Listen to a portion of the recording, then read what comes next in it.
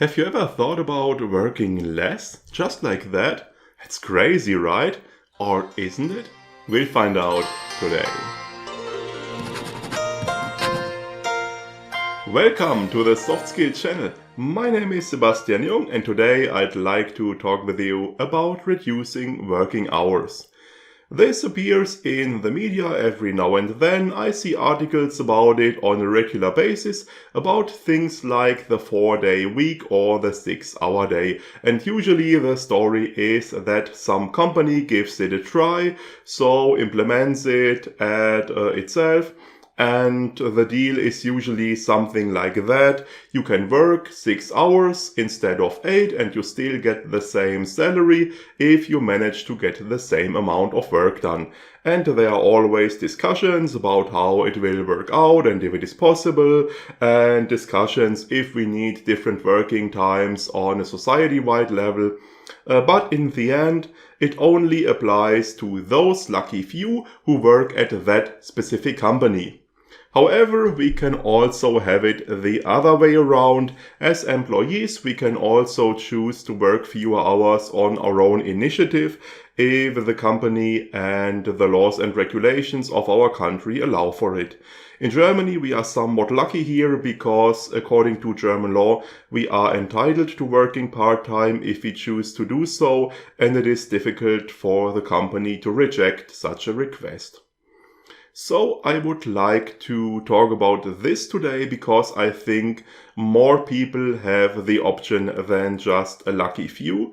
And furthermore, in my last position as an employee, I had a 4-day week, so I have some personal experience that I'd like to share with you. I will talk briefly about possible reasons, the different models that are available, about implementation, and I will share some of my experiences with the 4-day week with you.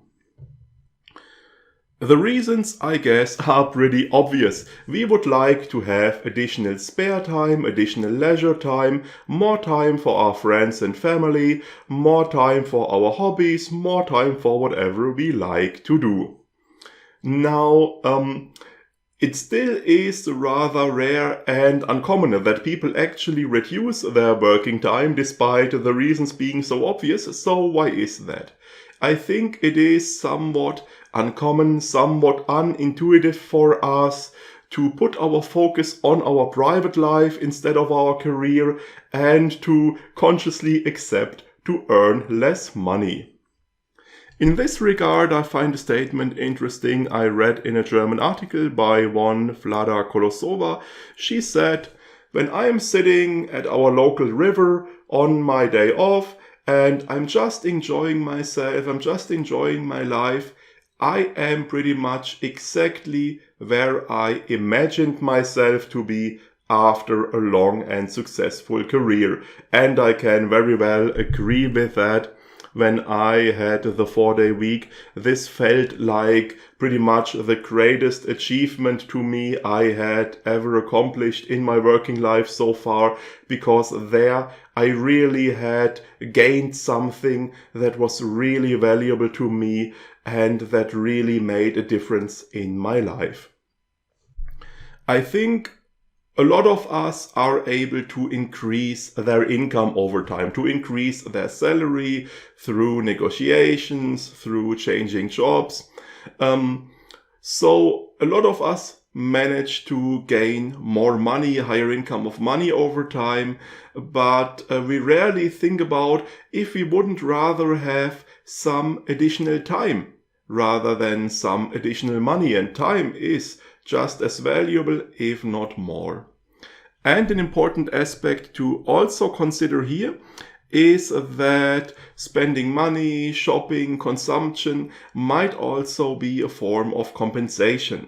This is described by John Strzelecki in The Why Cafe and was also mentioned in some articles I read. The idea is like that.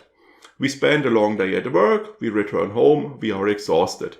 We browse the internet, browse some online shops, and we buy something to reward ourselves for that long and exhausting day. Now obviously it will be delivered while we are at work, so we have to go hunting for the parcel, and when we actually have it at home, we won't have any time to actually use it, but we reward it ourselves and we keep doing so. We buy things we don't need, we don't use again and again to reward ourselves for those long working days.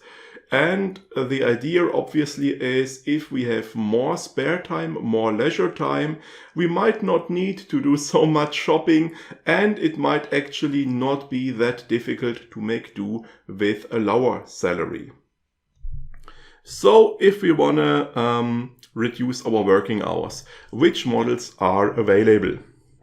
Now it pretty much is up to you and the company and whatever you negotiate, but there are two models that are kind of established. The first is the 4-day week. As the name implies, you work 8 hours a day as usual, but you only work 4 days a week instead of 5, so you work 32 hours, 80% of a usual full-time job. The advantage is, of course, that you have an entire day off, so you have a large chunk of spare time in one continuous section. If your day off is Friday or Monday, you have a 3-day weekend which you can use for short trips or something like that. So you have large chunks of spare time. And of course, an advantage is that on this day you have off, you not only save those 8 hours of working time, but also the time you spend on your commute, lunch break, things like that. So you gain more than just 8 hours. If you place your day off in the middle of the week rather than next to the weekend, the advantage is that you don't have long stretches of working time anymore. Rather than working 5 days before there is a break, you only work 2 days before there is a break. The most important alternative is the 6-hour day. Here you work 5 days as usual, but each day you only work 6 hours instead of 8. So here the advantage is that you have additional time on a regular basis. You benefit from the arrangement on every single working day. Every single working day you have some additional spare time, some additional leisure time.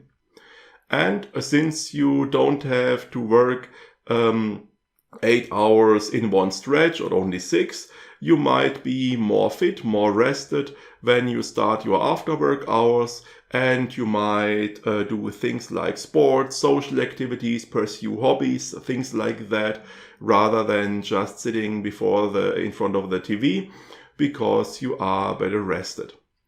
And it might also mean a greater increase to your performance, to your productivity, because you are well rested every day. You have additional leisure time on a regular basis, which might be something you could bring up in the negotiations with your superiors.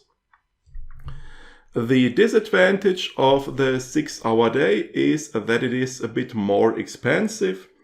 The 4-day week is 20% lower salary. For the 6-hour day, it's 25%. And another disadvantage is that it might be more difficult to actually implement and put into action. Because if you have a 4-day week, you aren't there on that one day, and that's that.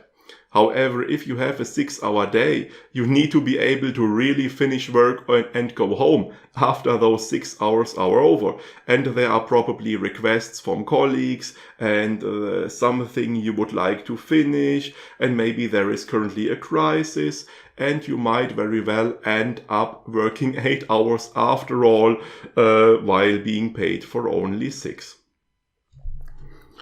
Another model that I'd like to mention only briefly is that you save up this additional time you gain, that you accumulate it and then take it in a bigger chunk. Now, the most common example here is the sabbatical. A sabbatical could work, for example, like this. You work 5 days a week, 8 hours a day as usual. But you only get 75% of the usual full-time salary. You do this for 1.5 years, and then you have 6 months off where you still receive your usual 75% salary. So you accumulate the free time, and then you get a large chunk of time off. And of course, you could also do this on a smaller scale, for example, by saying, I reduce my working time to 90%, but instead of working 4 hours less each week, I get a day off every second week, something like that. I think all of those models have their advantages and disadvantages, and it is finally up to you which suits your preferences best and which suits your circumstances best. And of course, the question also, it also depends on the company, which model is easiest to implement at the company. Speaking about implementation, there are some things to keep in mind here. First of all, before you start doing anything, I think it's important to make sure that you are not concealing and dragging on a bigger problem. Your goal should always be to gain more spare time, not to get away from a job that is unbearable and where you suffer each day. If this is the case, reducing working hours won't help much, and you should better try to find a better job, maybe try to gain some further education so you have more options, and reducing working hours would just mask and drag on the problem. Next, of course, there is the important issue of the reduced salary. 20 or 25% less money each month is, of course, a big change, and this is, of course, a lot of money you will have less. So it is important to make a cost-benefit comparison, to figure out where you are spending money on things that you could do without, where you can save some money, and on the other hand, what you want to do with that spare time you would gain, how important it is to you, and to make sure there is a good relation here, a good balance.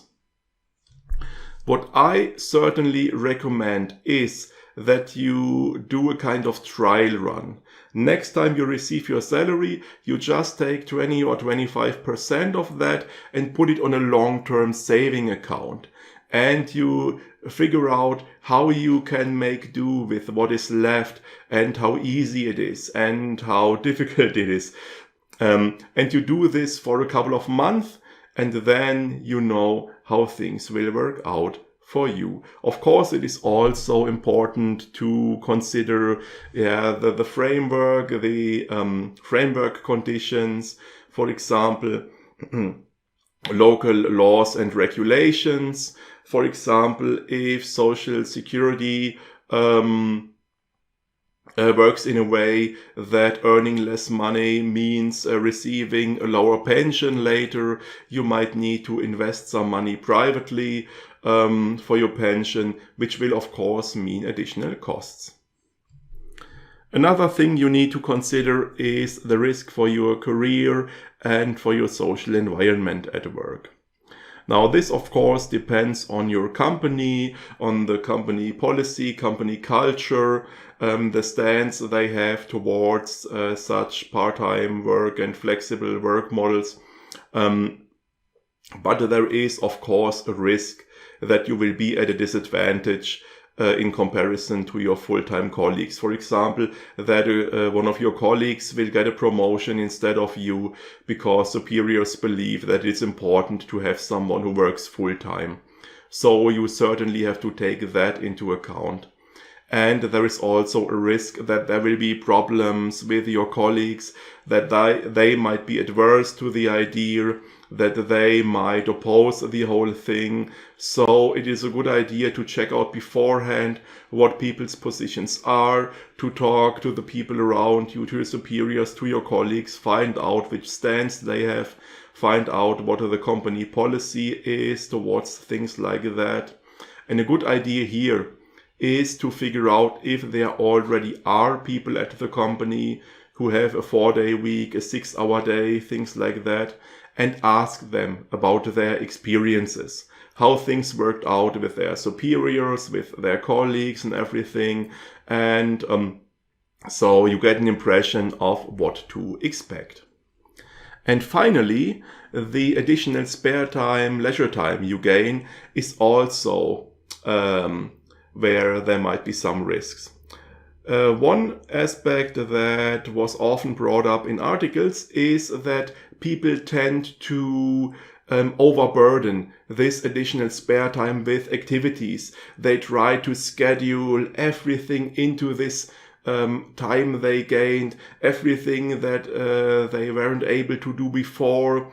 Now, I wanted to do sports and I wanted to learn a new language and a musical instrument and this and that. And so they create a kind of stress in their spare time that is just as bad as the stress they have at work. Especially for relaxation and recreation, it is very important to just have time that is not filled with any schedules, with any plans, where you can just do what you feel like, where you are not under any pressures, where you can just enjoy yourself. Now, of course, if you don't make any plans, there is a risk that your free time might be taken up by obligations, by household chores, by tasks that have been postponed and whatever. So what I recommend in the end is not to schedule specific activities, but to plan for certain time slots. To have certain time slots that are reserved for obligations, for household chores and the like, and to have certain time slots that are reserved for relaxation and recreation, and to plan those beforehand and to stick to them.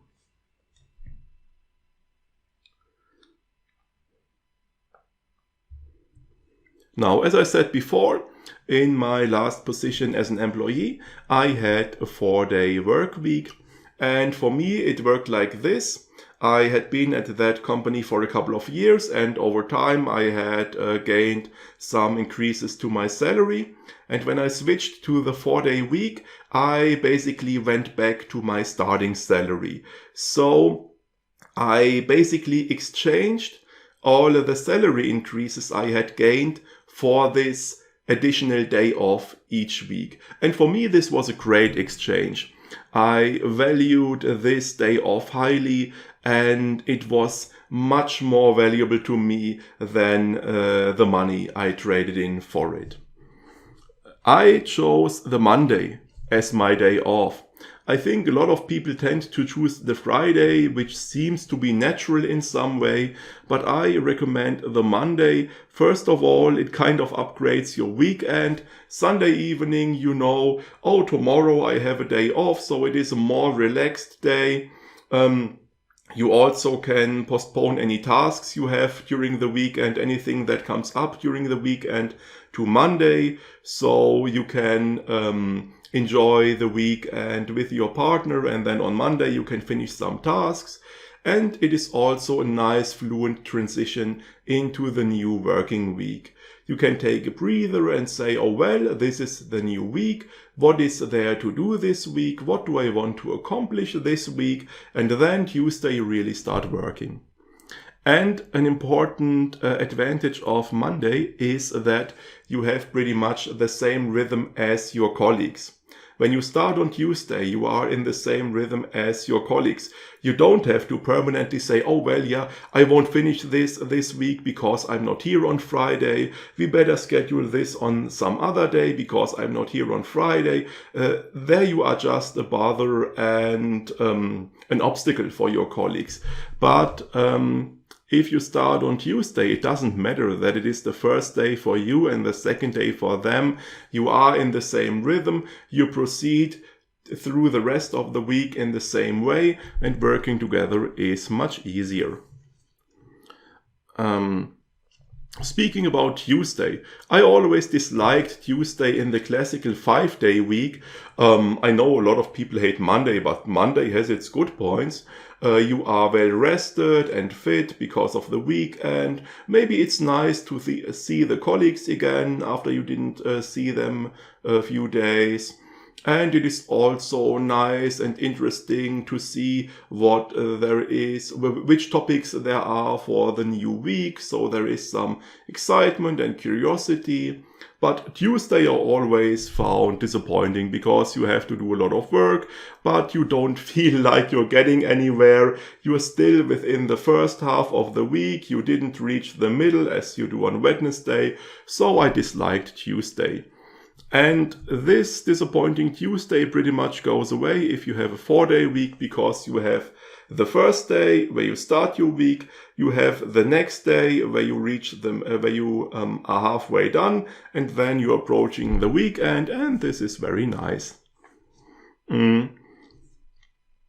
Another thing I appreciated was that by having a 4-day week, my days off in a year and my working days in a year were pretty much on the same level. So if I added up weekends, public holidays, vacation days, and my Mondays off, this amounted to pretty much the same amount as the working days I had in each year. And I liked having this 50-50 split, this even split.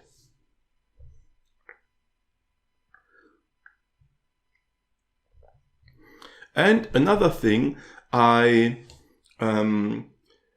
valued highly that I didn't think of beforehand was the freedom.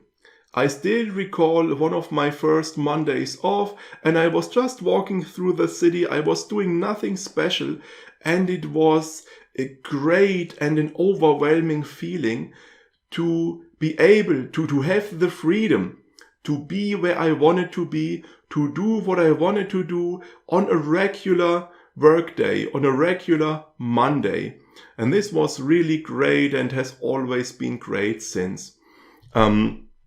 Now, since I am a freelance trainer now, I don't have this 4-day week rhythm anymore, because I'm holding courses that last from Monday through Friday and that last for several weeks.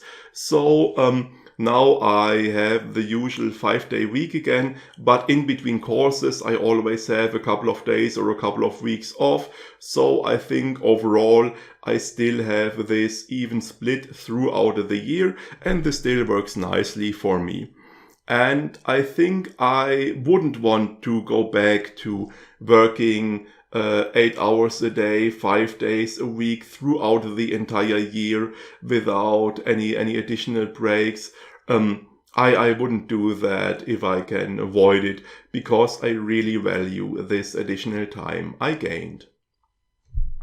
So, conclusion, we work to advance our career, we work to earn more money. Why shouldn't we work for a change, to gain some more spare time, to gain some more leisure time? I think it is just as valuable an objective, if not an even more valuable one. And I think a lot of people have the option.